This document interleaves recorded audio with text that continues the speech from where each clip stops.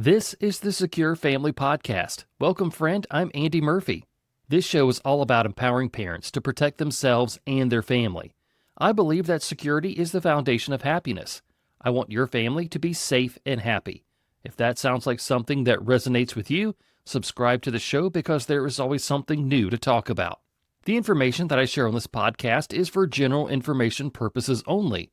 My goal is to empower you to make safer decisions for yourself and your family, because our safety is our own responsibility. As we approach the holiday shopping season, I thought we'd talk about how to shop safely online and how to prevent someone from taking your stuff right off your doorstep. All of that and more coming up on the Secure Family Podcast. Every year around the holidays, scammers get creative. They send fake shipping alerts, too good to be true deals, and even charity scams that tug at our heartstrings. But what most people don't realize is how they're finding your information in the first place. It's not just hackers or data breaches. Data brokers legally buy and sell your personal information all year long. Then scammers misuse that data to make their cons feel more real. I've seen it firsthand. I got a shipping notice with my name and email address, supposedly from a company I'd ordered from. I gave it a second look because it used my real information. That's why I use Delete Me. They remove your personal information from data broker sites so scammers can't get their hands on it easily. Right now, you can get 20% off your Delete Me plan when you go to joindeleteme.com/dad and use promo code DAD at checkout. That's joindeleteme.com/dad, code DAD. Delete Me is a sponsor of the Secure Family Podcast.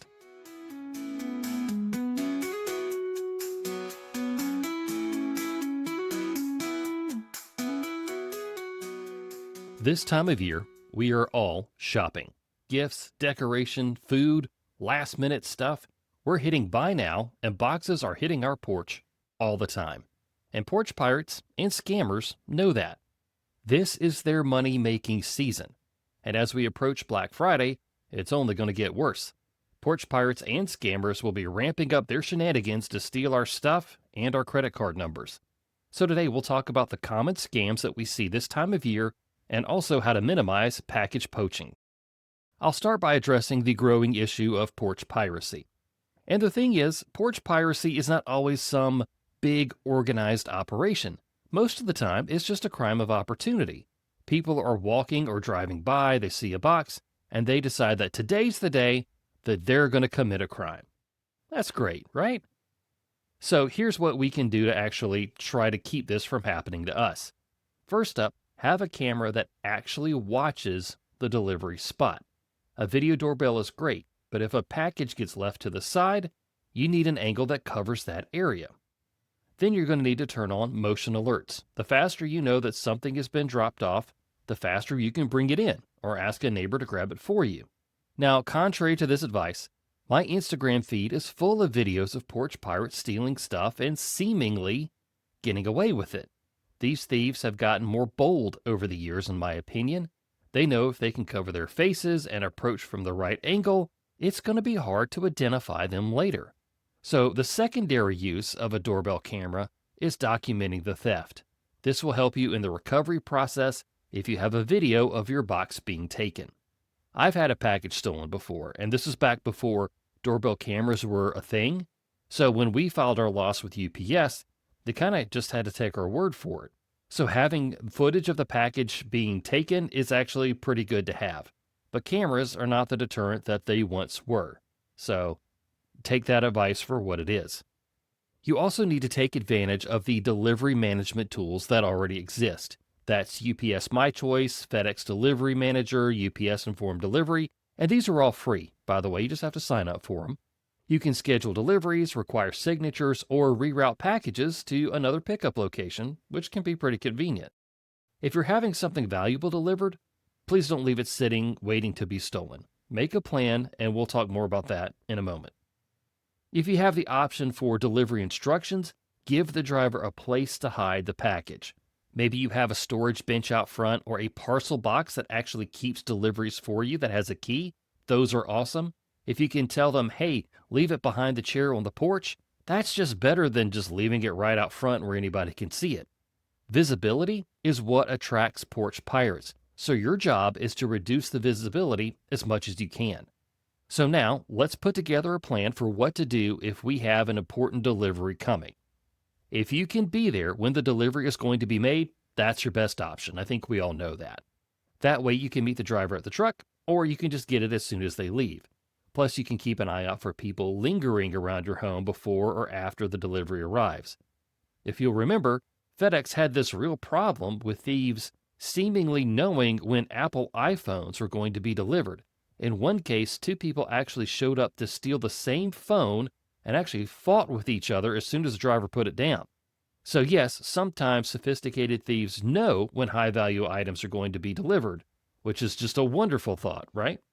Obviously, we can't change our daily lives to make sure that we're there for every single important delivery. If you can't be there to get the delivery, then you need to get a friend or a trusted neighbor to pick it up for you. This way, it's off your porch quickly and in the hands of somebody that you trust. Plus, this can help build a relationship with your neighbors because you can do the same for them. Community building is always a plus, even if it's just as simple as picking up a package for a neighbor. If you can't get someone to get it for you, try to change the delivery location. If your workplace allows it, send it there. That way you don't have to burn time off just to pick up a box. Also, see if there's a trusted delivery spot like a UPS store or Amazon locker that you can use.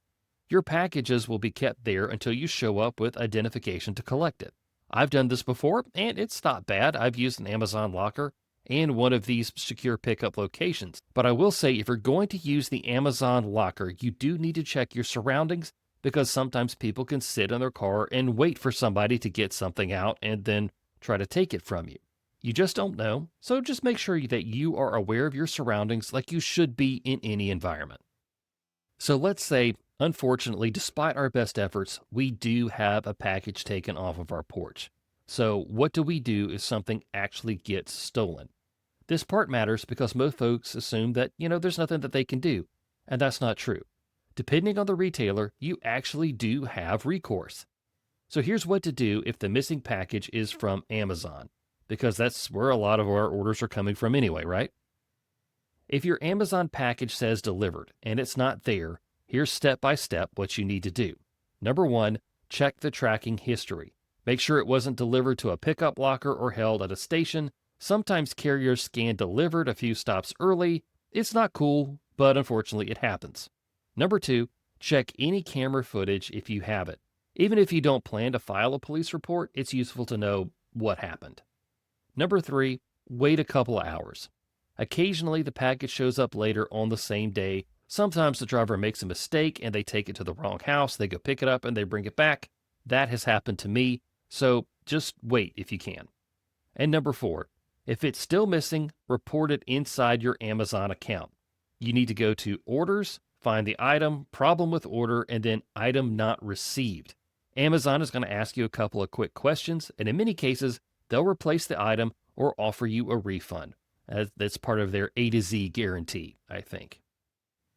And number 5, if the item was sold by a third-party seller, Amazon may ask the seller to resolve it, but you're still covered by the guarantee. Amazon almost always sides with the buyer, so as long as you report it quickly and you don't have a flagged account, you're probably going to be okay. And yes, if you do have video of somebody taking the package, you can file a police report as well. Just know that the outcome is going to vary city by city. The real benefit of reporting it is that it documents the problem in your neighborhood, which hopefully can affect patrols and help raise community awareness. We've talked about deliveries. Now let's discuss the shopping and all the scams that we see this time of year, and there are quite a few. Holiday scams spike every single year because people are rushed, emotional, and trying to get that deal. Scammers know that we are distracted, which is why they try all sorts of stuff. And it's not just a listing on a sketchy website. They're using Facebook and Google ads to scam people.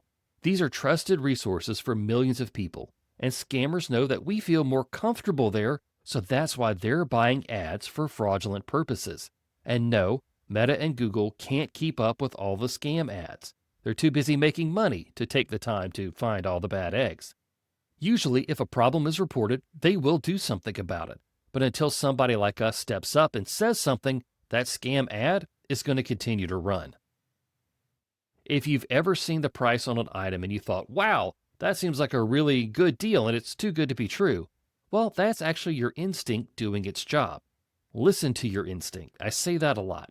Scammers use urgency and excitement as tools to get us to suspend our logical thinking, and they are really, really good at it. Plus, these scam ads look real, and they're getting much harder to spot thanks to AI. A few years ago, I had a family member buy this exclusive type of artificial Christmas tree from a Facebook ad. The ad used the company's real logo and had product photography. The deal was it was last year's stock, and that's why they needed to move it out, so it's going for super cheap. Now, that sounds legitimate, right? Then this family member even got a confirmation email with a company logo on it. This looks real to anyone, but it turned out to be a scam. And I can't fault anybody for falling for that because this one was just so good. I really hate to say it that way, but I respect the effort that some of these scammers put into this. And the people that they're catching this are good, smart, intelligent people. The scam is just really good. So what do we do? Here's the rule that you need to follow. If a deal looks unbelievably awesome, step back and investigate it before you click. An easier way to say that is pause before you purchase. And keep in mind that AI is making scams look a whole lot harder to spot. So pause before you purchase. Also, you're going to need to check the website address. Make sure that the name is actually spelled correctly and that you see HTTPS and that little lock logo up there in your browser window. You'd be surprised how often that those two things tell the whole story of what you're looking at. You can also try to search and find the same deal or that coupon code through the main website of the company and not just go through the ad. That's a great way to double check what you're looking at. This year, I actually suggest avoiding shopping from Facebook ads and also from Facebook Marketplace. It's just too easy for scammers to manipulate that platform. So here are some red flags of a Facebook Marketplace scam.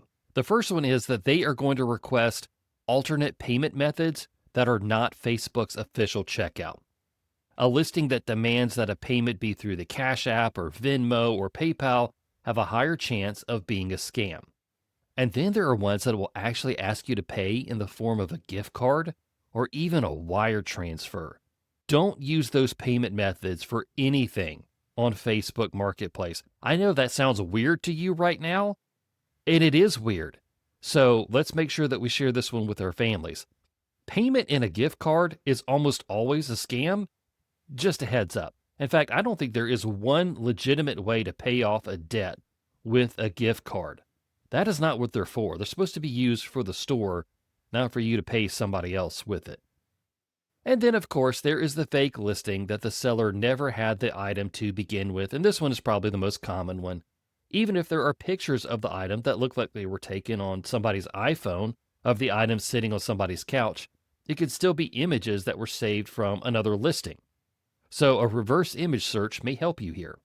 Also, if a seller does not want to meet in person, that might indicate that they don't have the item in the first place. If you start hearing excuses about, oh, I'm traveling or I'm at work and I can't meet you, that's a pretty big red flag. And then, of course, people are selling knockoffs like fake Nike shoes or clothing that looks like the real thing, but man, they are going to charge you the real price for the fake item. You got to be careful. So a theme that we're starting to see develop here, how you pay for your holiday gifts is very important. Now, obviously, we know not to use a wire transfer or a gift card, but we also need to make sure that we are using our credit card or a secure digital wallet because they have fraud protection. Never use your debit card to pay for anything online, not just holiday shopping. I'm talking about anything. Someone can get your card number and then they can just absolutely drain your bank account. Yes, you will get your money back eventually after they do an investigation, which might take 60 to 90 days to complete. You don't know. Can you pay your bills during an investigation like that? It'd be really hard for me. And while we're talking about deliveries and notifications and all that, Let's talk about the fake delivery notifications that we're going to get via text this year. It's just going to happen. It's going to happen to me. It's probably going to happen to you. It'll be a text message that said, hey, your package is delayed. Click here on an update for the delivery. And it might have a real-looking tracking number from a store that you buy from. But do not click those. If you want to check the status of a package, open up your carrier's app yourself. Scammers rely on us not thinking twice, and if you get a text about paying for a toll road, those are also fake. Check the sender of all unknown text messages. Frequently, you'll find that the text came from some very odd AOL or Gmail address.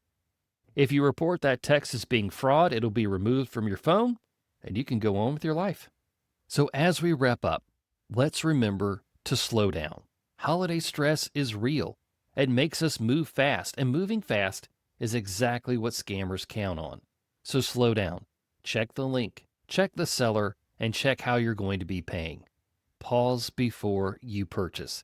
And think about those items that you have ordered from legitimate websites and make a plan for when they're going to be delivered. The stress of the holiday shopping season is enough for any of us. By taking these steps, it'll make it easier for you to make smart purchases without having to file a fraud claim or cancel your credit card, because no one has time for that. Well, that's all we have for the Secure Family Podcast for today. Take back your privacy and personal data with help from Delete Me. Get 20% off a privacy plan when using the code DAD at checkout. Delete Me is the official data removal service of the Secure Dad.